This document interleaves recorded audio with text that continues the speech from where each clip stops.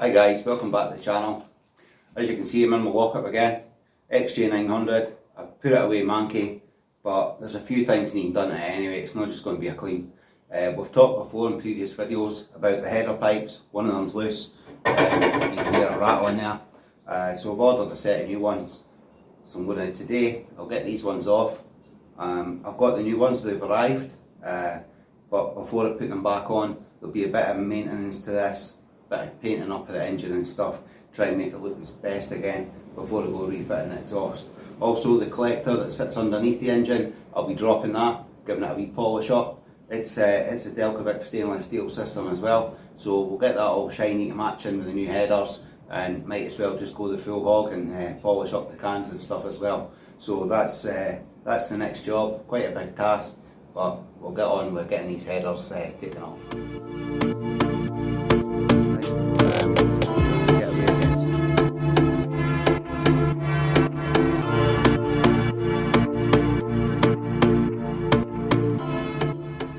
As you can see, you've heard it, there's the problem. So it's come away at the top there, nothing holding that in place at all. You can see how rusty the collars are here and the nuts. I hope the nuts come off okay on these threads. I don't want to be changing studs. I mean, if we'll have to, we'll deal with that at the time, but it is looking pretty ropey. You can see where I had the oil leak. I've changed the clips. This one's been protected by the spray of oil. This one's looking a wee bit rusty here. So that's the oil cooler pipes that we talked about earlier, going into the top of the oil cooler there.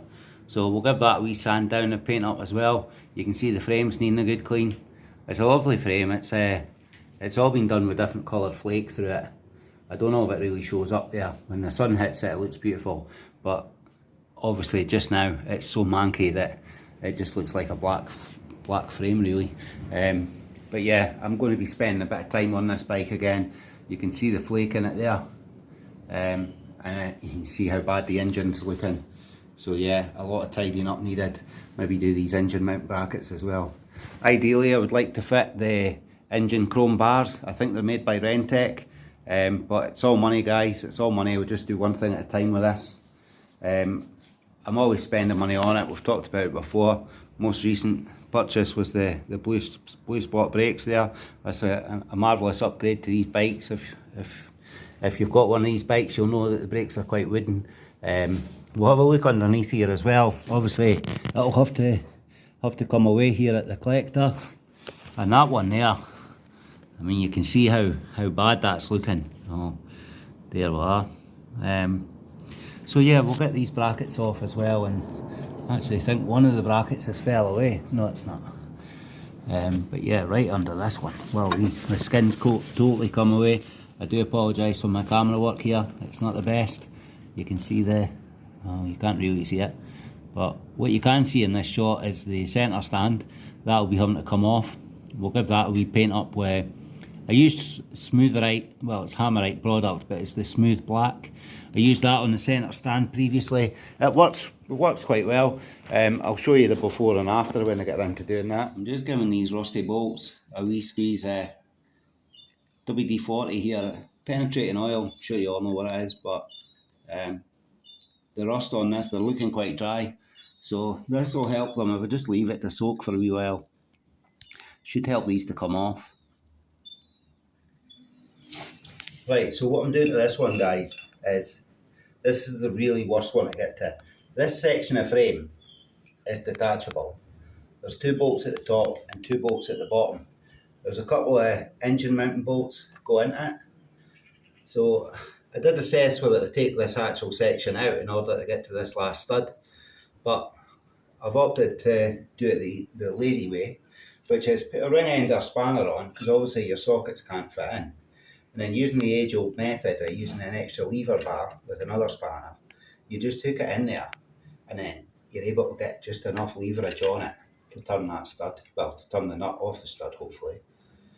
So the spanner's not coming off very easily, so you just have to lean on the pipe just to get it undone. For those of you that don't know, that's the lever way there. You've got a short spanner on, you just put an extended spanner on, and then you can lever off a nut just like that.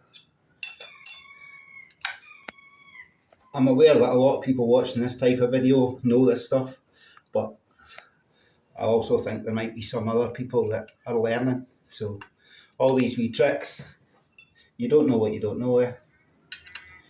So anyway, this is the last nut, and it's turning free enough.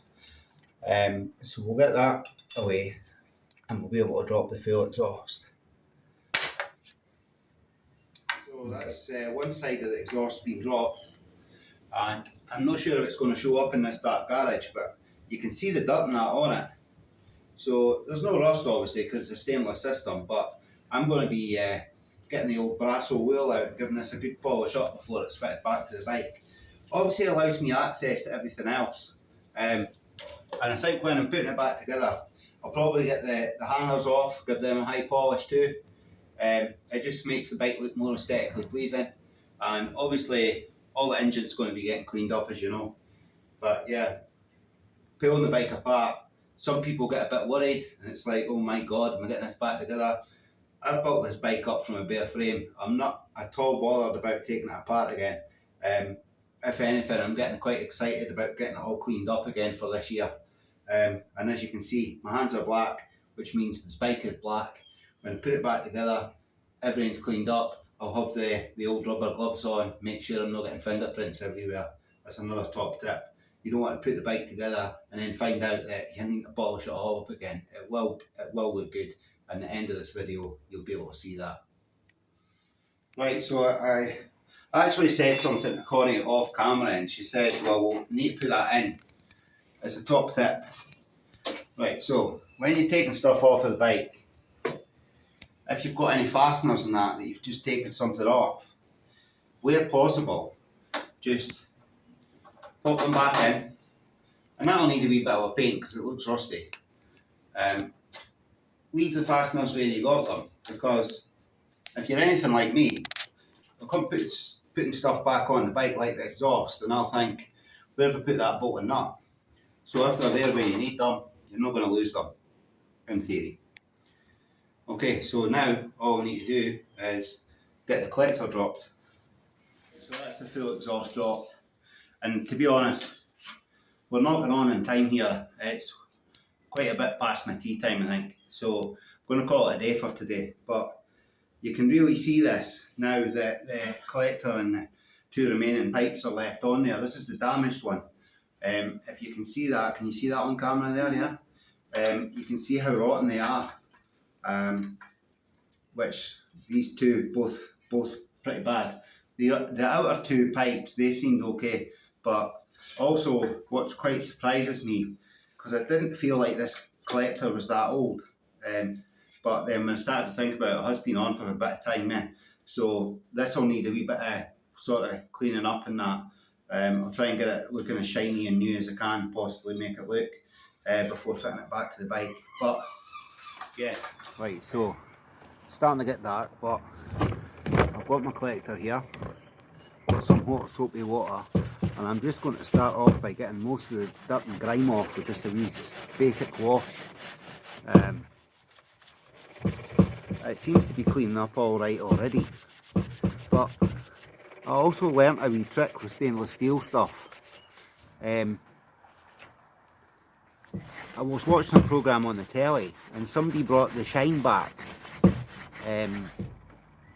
using tin foil, the shiny side of it, and you sort of rub it on the stainless steel and it brings the shine back to life.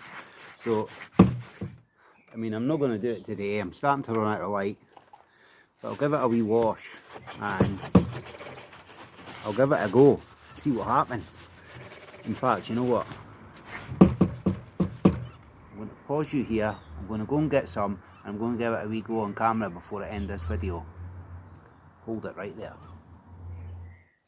Right guys, here we are, strong kitchen foil, let's give it a go. Like I say, I saw this on the telly, I'm curious to know if it works. So we'll just get the shiny side. I don't know if you wet it or what, but you know, you just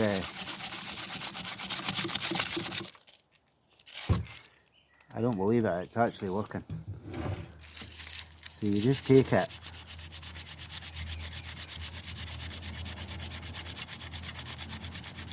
And you just, well, I don't know if you can see that there. That bit there that have just shone up. So yeah, some tin foil. Obviously it's going to take a bit of time to do the whole collector, but as you can see, it works, guys. So I'm not taking credit for that. It was a guy that used to work with Henry Cole on his TV programme. Can't mind his name. John Loughborough or something like that. Anyway, it was him that came up with this on one of the programmes. But yeah, definitely works. I'm going to enjoy bringing this back to its shiny life. So that was my back door there. So what I'll do is, as you can see, it's starting to get dark. I'm going to end this video here. Thank you all for watching, and there'll be a part 2 to this because obviously I've got to refit the exhaust. So I'll see you on the next one.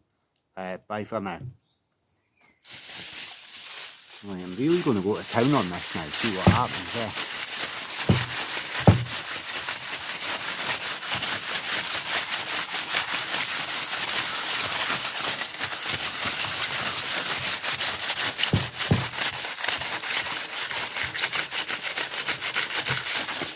Honestly can't believe this, it's like magic, eh?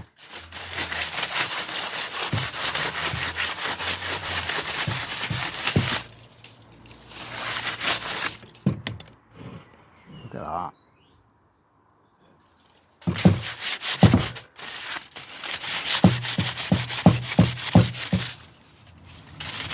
I'm going to stop this now though, guys.